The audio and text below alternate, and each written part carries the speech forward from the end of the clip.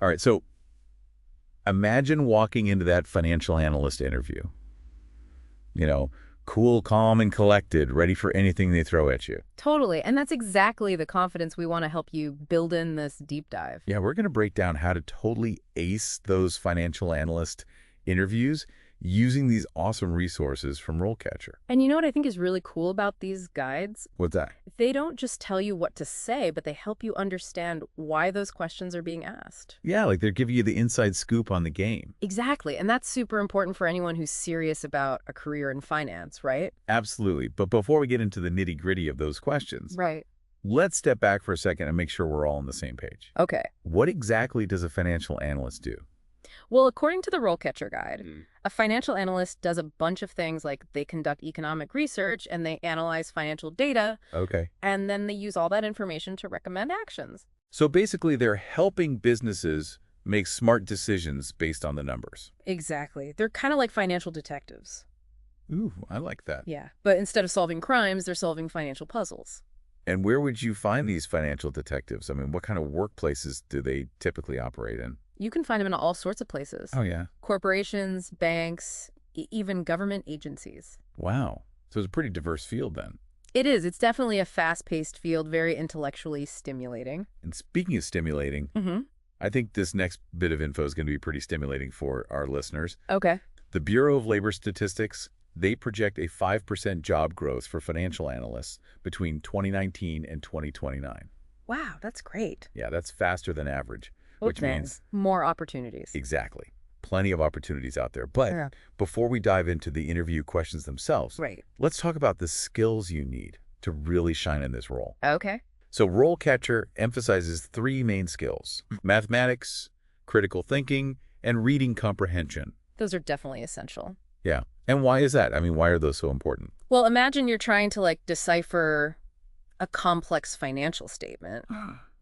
Okay. You got to understand those numbers, you got to analyze the trends, Mm. and then draw some meaningful conclusions from all that. So it's like being a detective, It is. but with balance sheets and cash flows instead of footprints. Exactly. Okay, so sharp mind knack for numbers. Yeah. Got it. Yeah. But what about the specific knowledge areas? Okay, so RoleCatcher highlights a few key ones. Okay. Advanced Excel skills, you got to have those. Uh-huh. Financial modeling, of course, and a good understanding of industry regulations. Okay, so those are things you can actually learn and develop over time. Absolutely. And the great thing is, Yeah. RoleCatcher actually offers these skill guides Oh, cool. to help you boost your expertise in these areas. It's like... Like having a personal tutor in your pocket. Exactly. Fantastic. And, our listener loves continuous learning. So speaking of learning, let's get to the heart of this deep dive, the interview questions. Okay, let's do it. We're going to walk you through 7 of the 10 that RoleCatcher provides, Right. focusing on the, insights and approach to answering them effectively. Okay. And we'll even sprinkle in some career insights from RoleCatcher along the way. Sounds like a plan. Perfect. All right, question number 1. Can you walk me through your experience with financial modeling?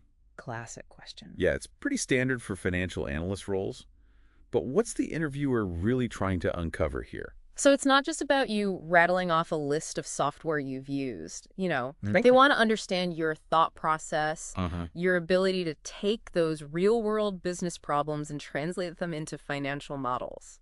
So it's not just about showing off your Excel wizardry. No. It's about showing that you can think analytically Exactly. and solve problems using those financial modeling tools. You got it. Okay, let's make this a little more concrete. Okay. Let's say they ask you about your experience with forecasting revenue. How would you approach that? You could say something like, in my previous role, I was tasked with forecasting revenue for a new product launch. Okay. I started by gathering historical sales data for similar products and then analyzing market trends. Okay. Then I built a model in Excel incorporating things like pricing, marketing spend, and seasonality. So you're not just saying what you did, Yeah. but you're highlighting the key variables Exactly. and the logic behind your approach. That's right. That's a really good example. Yeah.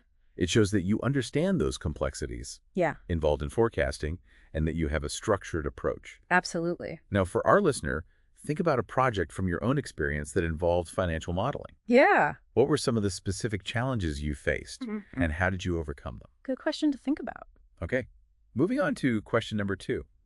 How do you ensure accuracy in your financial reports and analysis? Accuracy, oh boy. Yeah, accuracy. one tiny error can snowball into a major problem in finance. Absolutely. So what are those hiring managers really looking for here? They want to see that you're meticulous, detail-oriented, and that you understand how important it is to get those numbers right.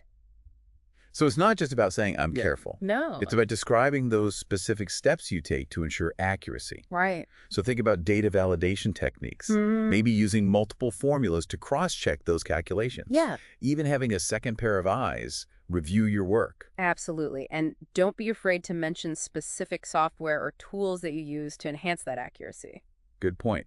So for example, you could say, I always double-check my calculations using a separate spreadsheet. Okay. And I also use data validation features in Excel to prevent any data entry errors. That shows that you're proactive about preventing those mistakes. Exactly. Great point. Now let's flip this into a question for our listener. Okay. Think about a time when you had to ensure absolute accuracy in a financial task. What steps did you take? Yeah. And what systems did you put in place to prevent those errors? It's always good to have a system, especially in finance. Absolutely. All right, on to question number 3. How do you stay up to date on industry trends and changes in regulatory requirements? This is where you get to showcase your passion for finance. Absolutely. It's not just about knowing the rules. Yeah. It's about showing a genuine interest in the field and a commitment to continuous learning. Exactly. So what are some specific things our listener can mention to really demonstrate this? Okay, so think about the resources you rely on to stay informed. Do you subscribe to industry publications like the Wall Street Journal or Bloomberg? Okay. Do you follow any thought leaders or influencers on LinkedIn? Okay. Maybe attend webinars or conferences. Be specific, share some examples of how you've applied this knowledge to your work. Right. So, for example, you could say, I regularly attend webinars hosted by the CFA Institute to learn about the latest trends in financial modeling.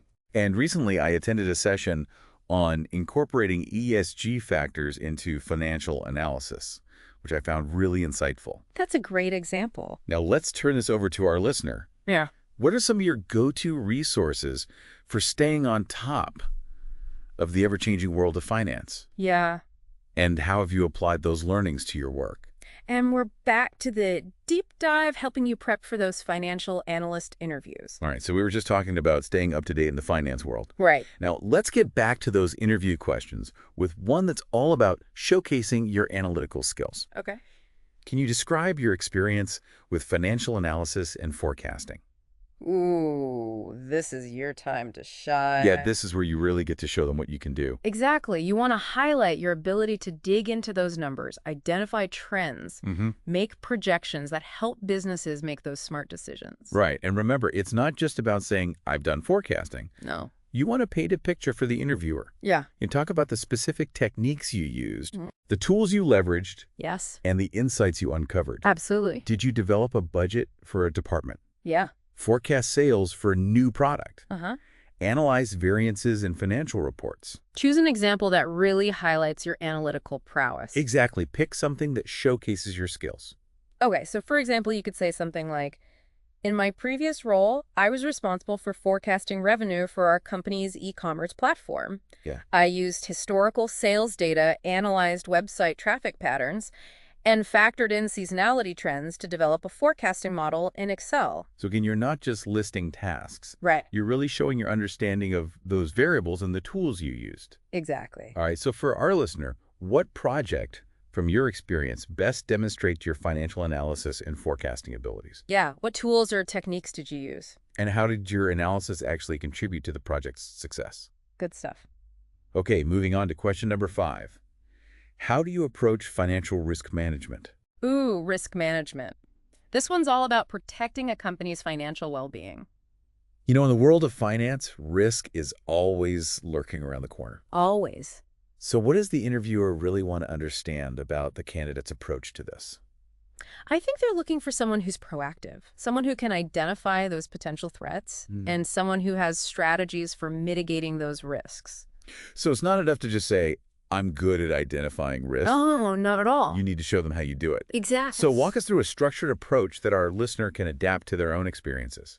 Okay, so I would start by explaining how you identify and assess financial risks. Okay. Do you use frameworks like a SWOT analysis or a PESTLE analysis? Okay. Do you consider factors like market volatility, interest rate fluctuations, or credit risk? So be specific. Be specific, yes. And then you want to outline your strategies for mitigating those risks. Okay. This could be hedging strategies, diversification of investments, or implementation of internal controls. Okay, so to bring this to life, Mm-hmm. can you give us a concrete example of how you've handled financial risk in the past? Sure. So in a previous role, I was involved in assessing the risk of investing in a new technology platform. We analyzed the company's financials, reviewed their technology roadmap, and considered factors like competition and market adoption rates. Okay. We identified some red flags related to their burn rate and reliance on venture capital funding. Uh-oh. Yeah, so to mitigate those risks, we negotiated a phased investment plan, Go. contingent upon the company achieving certain milestones. Smart. We also built in exit strategies just in case the investment didn't pan out as expected. So you had a backup plan. Always got to have a backup plan. That's a great example of how to identify, analyze, and mitigate risks right. in a real-world scenario. Yeah. All right, so for our listener, think back to a time when you had to manage financial risk in a project or situation. Yeah, what were the potential pitfalls? What steps did you take to minimize that potential downside? It's all about learning from those experiences. Absolutely. Okay, question number 6. How do you prioritize competing demands and deadlines in your work? Ooh, prioritization. It's a juggling act. It is. It's like juggling flaming torches while riding a unicycle. You got to be super organized. You got to be organized to keep everything from crashing down. For sure. So what are they looking for here? Well, they're looking for someone who's organized, efficient, and capable of managing their time effectively Okay. to meet those deadlines. Right. They also want to see that you can handle pressure, Mm-hmm. make tough decisions about what needs to be done first, and still deliver high-quality work. Absolutely. So again, it's not enough to just say, I'm good at multitasking. No. You need to demonstrate your process for prioritization. Right. So walk us through some strategies our listener can use to showcase those organizational superpowers. All right. So I always recommend having a system in place. Okay. Whether it's a to-do list, a project management tool, or even just a simple prioritization matrix. Okay. Break down those large projects into smaller, more manageable tasks. Communicate with stakeholders to set realistic expectations and manage those incoming requests. And don't be afraid to reprioritize as needed. Absolutely. Things change. Priorities shift. Exactly. Okay. Yeah. All right. So to make this more concrete, what would a strong, memorable response to this question sound like? You could say something like, I use a combination of a detailed to-do list and a project management tool to track my progress and deadlines. Okay. When I'm faced with multiple deadlines, I prioritize based on factors like business impact, stakeholder expectations, and the amount of effort required. Okay. And if something unexpected comes up, I communicate proactively with stakeholders and adjust my priorities accordingly. So you're demonstrating your system, your thought process, and your ability to adapt? Exactly. That's a great example. Right. It shows that you're not just reacting to deadlines. Right. You're strategically managing your workload. Yes. All right. Now, let's turn this into a question for our listener. Okay. Think about a time when you had to juggle multiple competing deadlines. How did you approach it? And what did you learn from that experience? Good one. Okay, question number 7. Can you describe your experience with financial statement analysis? All right. Financial statements, the blueprints of a company's financial health. Exactly. Yeah. So what does the interviewer really want to gauge with this question? I think they're looking to assess your understanding of those core financial statements. Okay. The balance sheets, the income statements, the cash flow statements. Hmm. Can you analyze these documents? Yeah. Identify trends, assess financial health, and extract insights that can inform those business decisions. So it's not just about knowing what a balance sheet is. Right. It's about demonstrating your ability to analyze it and extract meaningful insights. Yeah, exactly. So how can our listeners showcase their expertise in this area? Focus on your experience with different financial statement analysis techniques. Okay. Do you use ratio analysis, trend analysis, comparative analysis? Okay. Have you used any industry-specific benchmarks or financial modeling tools? Share specific examples of how you've applied these techniques to analyze companies or projects and the insights you gleaned from that analysis. Okay, great advice. Let's give our listener a concrete example. All right. How would you approach this question drawing from your own experience? I could say something like, In a recent project, I was tasked with evaluating the financial health of a potential acquisition target. Yep. I started by analyzing their financial statements, focusing on key ratios like profitability margins, liquidity ratios, and leverage ratios. Hmm. I also compared their performance to industry benchmarks to assess their competitive position. So again, you're demonstrating your knowledge of specific techniques and your ability to apply them to a real-world scenario. Exactly. That's an excellent example. It shows you're not just crunching numbers. You're using financial statement analysis to inform strategic decisions. That's right. Now let's engage our listener. Think about a time when you had to analyze financial statements. Yeah. What were the key takeaways from your analysis? And how did those insights actually influence the decision-making process? That's a good one to think about. All right, so before we dive into the next set of questions, let's take a moment to highlight how RoleCatcher's AI can be a game changer in your interview prep. It's like having a personal coach in your pocket. I love that analogy. Right. So RoleCatcher's AI can analyze job descriptions, identify key skills, and tailor your CV and cover letter to specific roles. Like having a key that fits the lock perfectly. Exactly. It makes sure your application stands out from the crowd. Yes, and their AI feedback on practice interview answers is so valuable. I bet. It's like having an expert review your responses, point out areas for improvement, and even suggest alternative phrasing or approaches. Wow. So it's like a mock interview with a super smart AI coach. Exactly. And for our listener who is all about refining their delivery, RoleCatcher even offers a video practice feature with AI feedback. Oh, wow. It can analyze your body language, tone of voice, and overall presentation. It helps you project confidence and make a lasting impression. That's incredible. It's an amazing tool that can give you a significant edge in this competitive job market. Absolutely. All right, so let's shift gears a little bit Okay. and talk about career advancement. All right. The RoleCatcher Career Guide provides valuable insights into the typical career progression for financial analysts, outlining the key responsibilities at each stage, from entry level to director. That's like a roadmap showing you the different paths you can take. Exactly.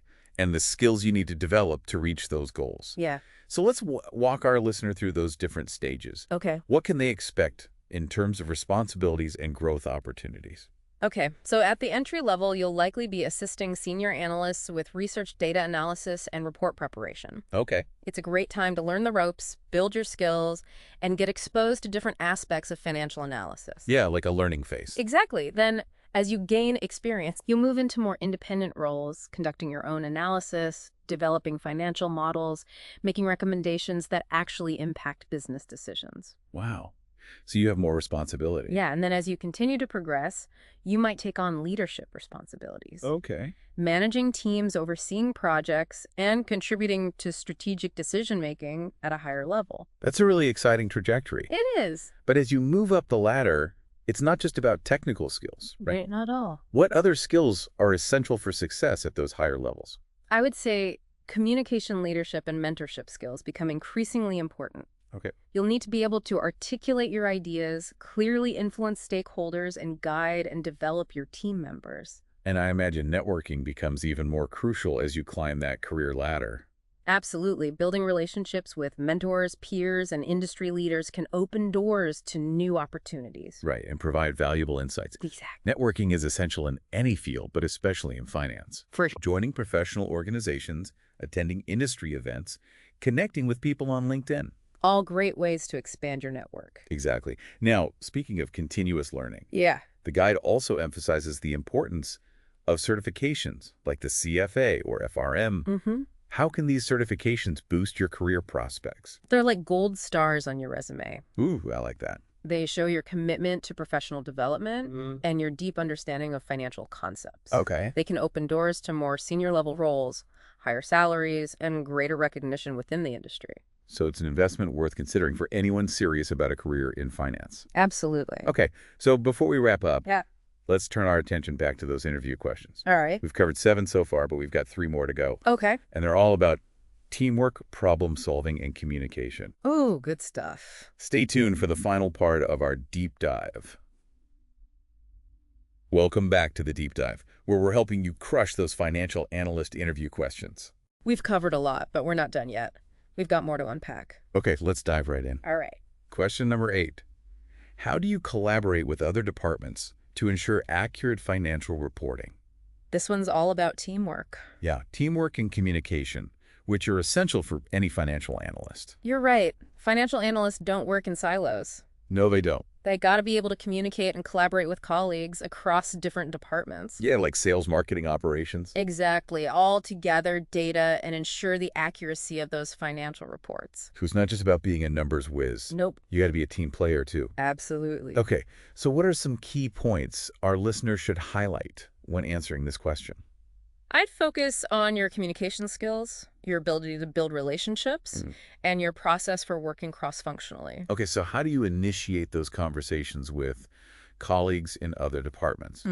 How do you clarify data requirements? Yeah. And how do you resolve discrepancies or conflicts? Those are all important things to think about. Share some specific examples of how you've successfully collaborated with other departments in the past. Exactly. So for instance, you could say, accurate financial reporting relies heavily on seamless collaboration with other departments. I believe in establishing clear communication channels and building strong relationships with colleagues across the organization. For example, in my previous role, I worked closely with the sales team to ensure we had the most up-to-date sales figures for our monthly revenue reports. We had weekly check-in meetings to discuss upcoming deals, clarify contract terms, and resolve any data discrepancies. This collaborative approach helped us maintain accurate forecasts and avoid any reporting errors. That's a fantastic example. It really highlights your proactive approach to communication, relationship building, and cross-functional collaboration. Right. All right, so for our listener, think about a time when you had to work with another department to ensure the accuracy of financial data. Yeah, what were the challenges you faced? How did you overcome them? And what were the key takeaways from that experience? All right, question number 9. Can you give an example of a complex financial problem you solved and how you went about solving it? Classic behavioral interview question. This one's all about those problem-solving skills. Exactly. Show them you can think critically, analyze information, and develop creative solutions. So what are the key things the interviewer is looking for in your response? They want to see how you approach complex problems, how you gather and analyze information, and how you develop those solutions. So evidence of your critical thinking skills. Yes, and your ability to think outside the box. All right, so how should our listeners structure their response to really demonstrate these qualities? I recommend using the STAR method. Okay, the STAR method. Situation, task, action, result. Okay, so walk us through that. So start by describing the specific situation or problem you faced. Okay. Then outline the task you had to accomplish Uh-huh. and the actions you took to address the problem. Okay. Finally, explain the results you achieved and the lessons you learned from that whole experience. The STAR method's a great framework for these behavioral interview questions. It is. Let's give our listener a sample response using that method. All right, so here's an example. In my previous role, our company was experiencing cash flow issues. I was tasked with identifying the root causes and recommending solutions. I started by analyzing our cash flow statement and noticed that we had a high concentration of receivables outstanding. I then investigated our invoicing and collections processes and identified several bottlenecks. To address this, I worked with the sales team to implement a more efficient invoicing system and with the accounts receivable team to streamline the collections process. As a result, we were able to significantly reduce our days sales outstanding and improve our cash flow. This experience taught me the importance of process improvement and cross-functional collaboration in solving financial problems. That's a great example. It clearly shows your analytical skills, your problem-solving abilities, and the positive impact you made. Right. Now, for our listener, think back to a time when you faced a complex financial problem. What were those key steps you took to solve it? What were the outcomes? And what did you learn from that experience? All right, and on to our final question. How do you communicate complex financial information to non-financial stakeholders? This one's all about translating financial jargon into plain English. Such a crucial skill. It is. Financial analysts often need to communicate with people who don't have a finance background. Right. Executives at other departments or clients. Exactly. You got to be able to break down those complex concepts, make them relatable. Yeah, and present the information in a clear and concise way. Absolutely. Make sure everyone's on the same page and understands the financial implications of the decisions being made. All right, so what are some strategies our listener can use to effectively communicate this financial information to a non-technical audience?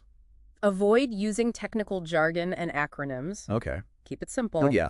Use analogies or real-world examples to explain those complex concepts. Good idea. And visuals can be really helpful too. Oh yeah, charts, graphs, dashboards, all great for presenting data in an easy-to-digest way. Exactly. Focus on those key takeaways. Right. Don't overwhelm them with too much detail. And check for understanding. Be open to questions. Make sure you're engaging with your audience. Absolutely. All right, let's give our listener a concrete example to illustrate this. Okay, so I might say, I understand that not everyone speaks finance, so I always try to communicate financial information in a way that is accessible and engaging.